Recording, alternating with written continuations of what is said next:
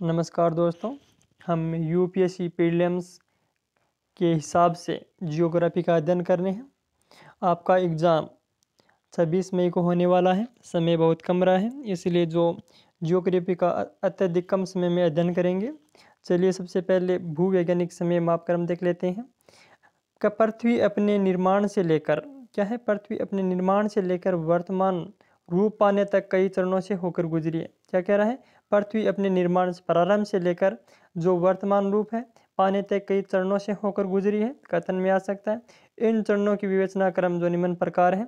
सबसे पहले है कि प्रीकैम्बियम कल्प। पृथ्वी के जन्म से लेकर 57 करोड़ वर्ष तक का कालखंड है। ये कालखंड आ सकता है कि प्रीकैम्बियम कल्प कहाँ तक है, तो पृथ्वी के निर्माण से लेकर 57 करोड़ वर्ष तक का कालखंड है। इस चरण के दौरान क्या है, इस कालखंड के दौरान घटित घटनाओं का कथन में क्वेश्चन आ सकता है कि इस चरण के दौरान पृथ्वी ठंडी होकर गर्म गैसीय अवस्था से द्रवीभूत अवस्था में बदल गई। क्या जो पृथ्वी प्रारंभ में गैसीय अवस्था में थी, बहुत गर्म थी, तो ये द्रवीभूत अवस्था में जो द्रव अवस्था में बदल गई। थोड़ा और ठंडा होने पर एक बाहरी ठोस और मोटी परत अर्थात पतले शेल का निर्माण हुआ। आगे और ठंडा होने पर जल वाष्प संघनित होकर जल तरल जल में परिवर्तित हो गई। ये परिस्थितियां जीवन उदय के लिए उपयुक्त नहीं थी। क्या है, प्रारंभ में पृथ्वी पर जीवन उत्पन्न करने के लिए परिस्थितियां उपयुक्त नहीं थी, इसलिए इस युग की चट्टानें जीवाश्म विशेष रहित हैं। जो प्रारंभ की चट्टानें हैं उसमें जीवाश्म नहीं पाया जाता है। ठोस पदार्थों का व्यापक स्तर पर अपक्षय हुआ है। जो ठोस पदार्थ हैं जो समुद्र के अंदर अपक्षय प्रक्रिया द्वारा जमे हुए हैं, जो बड़े बड़े पर्वत थे वो टूटे और समुद्र के पानी नदियों द्वारा जमा हो गए। इन अवसादों का पृथ्वी की हलचलों के कारण रूपांतरण होना प्रारंभ हो गया। ठीक है भाई। देखिए कृष्णा स्टूडेंट आपको बहुत ही कम समय में प्री के लिए लिहाज से आपको तैयार कर रही हैं, तो इसके इम्पोर्टेंट जो नोट्स हैं वो आपको टेलीग्राम चैनल पर मिल जाएंगे। वहाँ पर ग्रुप है, जो चैनल के क्लास के डिस्क्रिप्शन में चैनल की लिंक मिल जाएगी, वहाँ पर जाकर ज्वाइन कर लीजिएगा। पैलियोजोइक कल्प क्या है? इन अवसादों पृथ्वी की हलचलों के रूपांतरण होना प्रारंभ हुआ। अब देखिए क्या पैलियोजोइक कल्प का कहाँ तक है। 57 करोड़ वर्ष पूर्व से लेकर 22.5 22.5 करोड़ वर्ष तक का जो कालखंड है।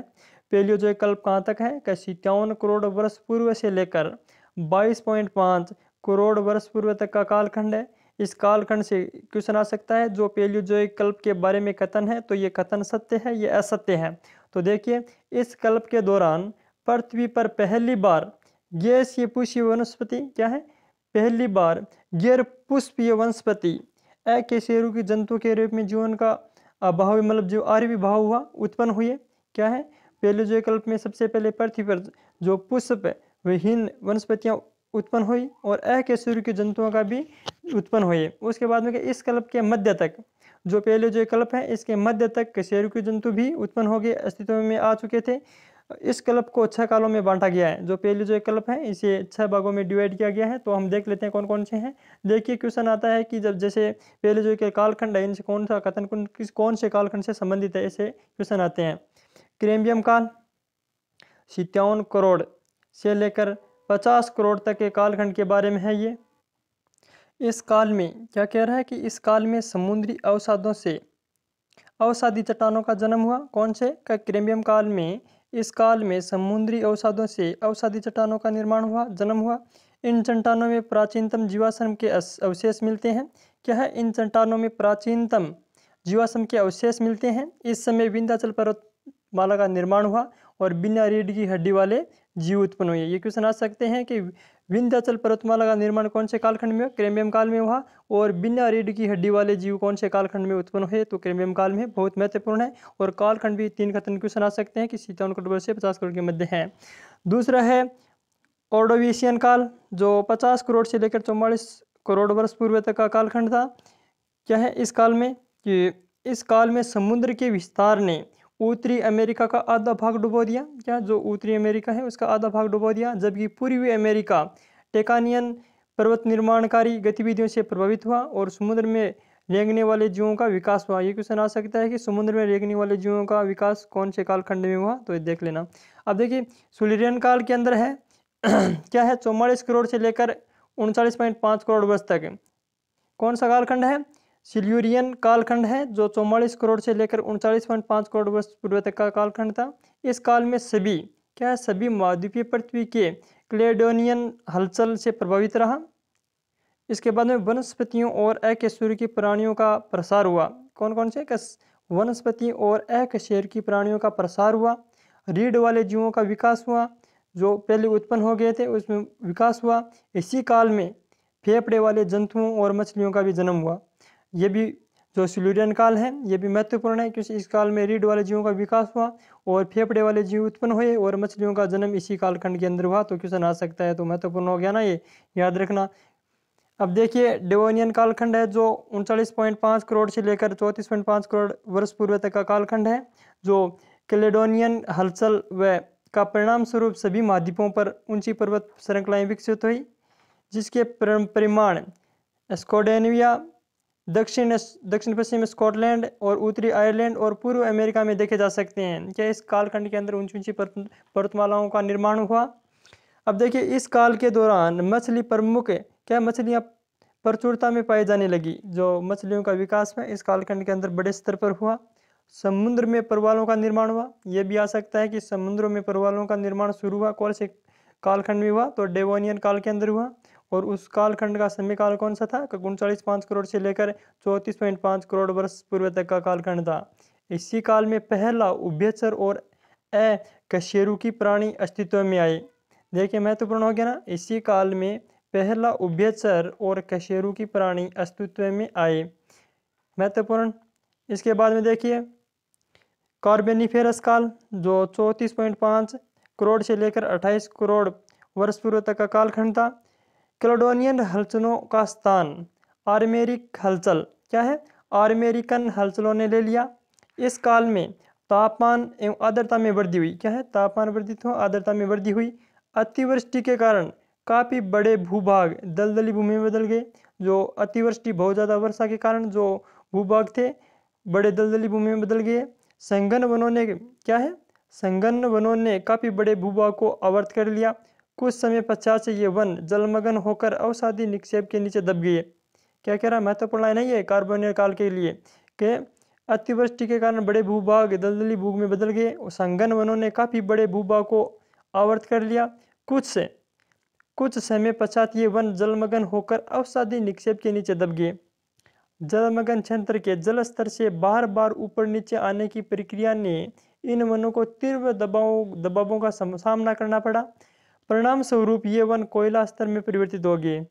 क्या है, जो ये वन है जो कोयला स्तर में परिवर्तित हो गया। जो आज वर्तमान समय में जो कोयला निकालते हैं तो कार्बोनिफेरस काल के अंदर जो वन जमीन के अंदर दबे थे वही हैं। इसी कारण इस काल को कार्बोनिफेरस का नाम दिया गया। ये कोयला संस्तर ही आज कोयले प्राप्त करने के लिए प्रमुख साधन है। ये इंपॉर्टेंट काल है भाई, याद रखना। कालखंड और कोयले से संबंधित क्वेश्चन आ सकते हैं कि कौन से कालखंड में जो वन पृथ्वी के नीचे चट्टानों के नीचे दबे थे। अब प्रीमियम काल जो 28 करोड़ से लेकर 22.5 करोड़ वर्ष पूर्व तक का कालखंड है। कौन सा है? प्रीमियम काल। इस काल में क्या कह रहा है, इस काल में क्या है, इस काल में वेरिसन हलचल द्वारा हुई जिसने मुख्य रूप से यूरोप को प्रभावित किया। जो प्रीमियम काल है जो 28 करोड़ से लेकर 22.5 करोड़ तक का काल है, जो वेरिसन हलचल हुई जिसने मुख्य रूप से यूरोप को प्रभावित किया। जलवायु क्रमिक रूप से शुष्क होने लगी। समुद्र स्थल क्या है, समुद्र स्थल पर वनस्पतियों एवं जंतुओं की विकास प्रक्रिया आगे बढ़ने लगी। इस काल के दौरान कोणधारी वनों की प्रचुरता थी। इस काल में कौन से कोणधारी वनस्पति की प्रचुरता थी? मेसोजोइक कल्प 22.5 करोड़ से लेकर 7 करोड़ वर्ष तक कालखंड था। जो मेसोजोइक कल्प था 22.5 करोड़ से लेकर 7 करोड़ तक का पूर्व काल तक का। इस कल्प को 3 कालों में विभाजित किया गया है। कौन कौन से? मेसोजोइक को 3 कालों में। ट्रायसिक काल है जो 22.5 करोड़ से लेकर 19.5 करोड़ वर्ष तक का कालखंड है। क्या है भाई? 22.5 करोड़ से लेकर 19.5 करोड़ वर्ष तक कालखंड है। जो कृष्णा इंस्टीट्यूट है आपको प्री में मदद करने के लिए बनाई गई है। अच्छे से अध्ययन करते रहिए। देखिए दूसरा है जुरासिक काल। जुरासिक काल है 19.5 करोड़ से लेकर 13.6 करोड़ वर्ष तक पूरा तक का कालखंड है। उसके बाद में है क्रिटेशियक काल। इसमें है 13.6 करोड़ से लेकर 7 करोड़ वर्ष तक का कालखंड है। अब देखिए इस संपूर्ण कालक्रम में जलवायु गर्म और शुष्क हो चुकी थी। अंटार्कटिका में क्या है, अंटार्कटिका की हिमचादर ने पिघलना शुरू कर दिया था। यह डायनासोर का कालखंड था जिसने विशाल जंतुओं एवं विभिन्न सरीसृपों का विकास हुआ। इस कालखंड के अंदर देखिए विशाल डायनासोर का कालखंड था ये, जिसमें विशाल जंतुओं एवं विभिन्न सरीसृपों का विकास हुआ। लेरामाइड तथा नेवेदा हलचलों के परिणाम स्वरूप सियरो नेवेदा इत्यादि पर्वत श्रेणियों का विकास हुआ। ब्रिटिश लघु द्वीपों से लेकर यूरोपियन रूस तक समस्त स्थलखंड सामुद्रिक विस्तार के कारण जलमग्न हो गए। प्रायद्वीपीय भारत में ज्वालामुखी उद्गार द्वारा लावा के परतदार निक्षेपों दक्कन ट्रैप का निर्माण हुआ। इस काल के अंत तक डायनासोर रहस्यमय ढंग से विलुप्त हो गए। इसी काल के अंदर डायनासोर विलुप्त हो गए थे, महत्वपूर्ण है। देखिए सीनोजोइक कल्प का ट्रेशियरी काल से 5 युगों में विभाजित किया, उपविभागों में विभाजित किया है। क्या सीनोजोइक के कल्प के अंदर क्या ट्रेशियरी काल को 5 युगों में उपविभाजित किया गया है। कौन कौन से देखिए सीनोजोइक के अंतर्गत पेलियोसीन काल क्या है, पेलियोसीन काल जो 7 करोड़ से लेकर 6 करोड़ वर्ष पूर्व तक का कालखंड था। इसके अंदर देख लेते हैं क्या महत्वपूर्ण है। इस युग के दौरान क्या है, इस कौन से पेलियोसीन काल के अंतर्गत इस युग के दौरान लेरामिड हलचल के फलस्वरूप अमेरिका में रॉकी पर्वतमाला का निर्माण हुआ। क्या है, जो लेरामिड हलचल है इसके फलस्वरूप उत्तरी अमेरिका में रॉकी पर्वतमाला का निर्माण हुआ। वर्तमान घोड़ों का सबसे खाद्य रूप इसी युग में विकसित हुए, सबसे बड़े। इसके बाद में दूसरा है इयोसीन काल, जो 6 करोड़ से लेकर 3.5 करोड़ वर्ष पूर्व तक का समय था, इयोसीन काल। इस युग में भूजल क्या है, भूतल पर विभिन्न दरारों के माध्यम से लावा का उद्गार हुआ, ज्वालामुखी क्रियाएं हुई। कौन से इयोसीन काल के अंतर्गत भूतल पर विभिन्न दरारों के माध्यम से लावा का उद्गार हुआ। स्तनधारी प्राणियों और फलदार पेड़ पौधों तथा अनाजों की कई प्रजातियां विकसित हुई। जो इयोसीन काल है इस काल के अंदर स्तनधारी प्राणियों का विकास, फलदारी पेड़ पौधे, अनाजों की कई प्रजातियां विकसित हो गई। उसके बाद ओलिगोसीन काल कौन से है, 3.5 करोड़ से लेकर 2.5 करोड़ वर्ष पूर्व तक का कालखंड है। ओलियोगोसीन है, ठीक है। इसके अंदर कौन कौन से है, अल्पाइन पर्वत के निर्माण की प्रक्रिया प्रारंभ हो गई। इसी युग में मानवाकार कपियों का अस्तित्व सामने आया जिसमें वर्तमान मानव का विकास हुआ। और इसके बाद में है मायोसीन काल, जो 2.5 से लेकर 1.2 करोड़ वर्ष पूर्व तक का कालखंड था। देखिए अल्पाइन पर्वत निर्माणकारी गतिविधियों द्वारा क्या कह रहा है, अल्पाइन पर्वत निर्माणकारी गतिविधियों द्वारा समूचे यूरोप एवं एशिया में वलनों का विकास हुआ जिसके विस्तार की दिशा पूर्व पश्चिम थी। ये क्वेश्चन आ सकता है कि अल्पाइन पर्वत निर्माणकारी गतिविधियों द्वारा समूचे यूरोप एवं एशिया में वलनों का विकास हुआ जिसने विस्तार की दिशा पूर्व पश्चिम थी। तो कौन से काल से कथन संबंधित है, तो मायोसीन काल से संबंधित है, ऐसा क्वेश्चन आएगा। इस युग में स्तनधारियों की उच्च प्रजातियां जैसे बंदरों का आविर्भाव हुआ, ये भी क्वेश्चन आ सकता है। अब देखिए 5वां है, कौन सा है, प्लायोसीन काल। क्या है, प्लायोसीन काल जो 1.2 करोड़ से लेकर 20 लाख वर्ष पूर्व तक का कालखंड है।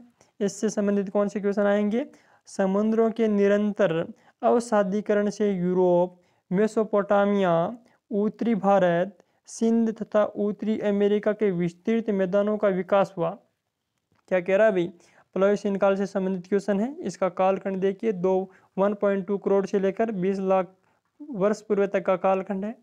का समुद्रों के निरंतर अवसादीकरण से यूरोप, मेसोपोटामिया, उत्तरी भारत, सिंध तथा उत्तरी अमेरिका में विस्तृत मैदानों का विकास हुआ। बड़े स्तनधारियों की विभिन्न प्रजातियां विकसित हुई। अब आता है बड़े स्तनधारियों की विभिन्न प्रजातियां कौन से काल में विकसित हुई, तो प्लायोसीन काल में हुई। क्वार्टनरी काल को 2 युगों में विभाजित किया गया है। क्या है, प्लास्टोसीन काल जो 10 लाख से लेकर 10,000 वर्ष पूर्व तक है। प्लास्टोसीन काल है जो 10 लाख से लेकर 10,000 वर्ष पूर्व तक है। इस युग में क्या कह रहे हैं, इस युग में तापमान का स्तर इतने नीचे आ गया था कि संपूर्ण उत्तरी अमेरिका, उत्तरी अफ्रीका, यूरोप, आर्कटिक और अंटार्कटिक बर्फ की एक मोटी चादर से ढक गए थे। महत्वपूर्ण है, ऐसा क्वेश्चन आ सकता है कि कौन से युग में तापमान इतने नीचे आ गया था कि संपूर्ण उत्तरी अमेरिका, उत्तरी अफ्रीका, यूरोप, आर्कटिक और अंटार्कटिक का बर्फ की एक मोटी चादर से ढक गए थे। तो प्लास्टोसीन काल से संबंधित है। जो प्लास्टोसीन का काल पूछ सकता है तो 10 लाख से लेकर 10,000 वर्ष पूर्व तक का है। दूसरा कथन क्या बन सकता है कि इसलिए इस चरण को हिमयुग की संज्ञा दी जाती है। कि तीसरा कथन ऐसा आ सकता है कि किसे हिमयुग की संज्ञा दी जाती है, कौन से काल को दी जा सकती है, प्लास्टोसीन को हिमयुग की संज्ञा दी जाती है या दी गई है। इस हिमाच्छादन के फलस्वरूप वनस्पतियों एवं जंतुओं के जीवन पर दूरगामी प्रभाव पड़ा। बड़े जंतु विलुप्त हो गए। देखिए ये क्वेश्चन आ सकता है जो कि कौन से जो हिमसाधन की प्रक्रिया हुई इस फलस्वरूप वनस्पतियों जंतुओं के जीवन पर दूरगामी प्रभाव हुआ। बड़े जंतु विलुप्त हो गए, जो बचे उन्हें अपने शरीर पर बालों का विकास कर लिया तथा पक्षियों के रूप में विकसित हो गए। तो कौन से कालखंड से यह कथन सत्य है, तो प्लेस्टोसीन काल से है। कि क्या कह रहा है कि पक्षियों के रूप में विकसित हो गए, स्तनधारियों का विकास बहुत तेजी से हुआ, स्तनधारियों का विकास बहुत तेजी से हुआ। हिम चादर की स्थिति में बार बार परिवर्तन हुए, जिसके कारण हिमयुग क्या कह रहा है, क्या जिसके कारण हिमयुग को 4 चरणों में बांटा गया है। क्या हिम चादर की स्थिति में बार बार परिवर्तन हुए, जिसके कारण हिमयुग को 4 चरणों में कौन कौन से, गुंज, मिडेल, क्या है, गुंज, मिडेल, ऋष और वुर्म में बांटा गया है। 2 चरणों के बीच के समय को अंतराल को अंतर हिमानिकाल कहा गया है। 2 चरणों के बीच के समय को अंतर हिमानिकाल कहा गया है। हिम चादर के पश्चगमन से उत्तरी अमेरिका की 5 महान जिलों का निर्माण हुआ। कौन से, उत्तरी अमेरिका में 5 महान जिलों का निर्माण हुआ। अब देखिए होलोसीन काल है 10,000 वर्ष से लेकर वर्तमान तक जब चल रहा है, होलोसीन काल चल रहा है। इस युग में मानव प्राकृतिक पर्यावरण के साथ क्या है, साथ उनके पारंपरिक संबंधों के परिणाम स्वरूप अधिपत्य रहा है। महत्वपूर्ण चार्ट है कृष्णा इंस्टीट्यूट की तरफ से। आपको समय समय पर महत्वपूर्ण नोट्स प्रोवाइड करते रहेंगे। चलिए, धन्यवाद।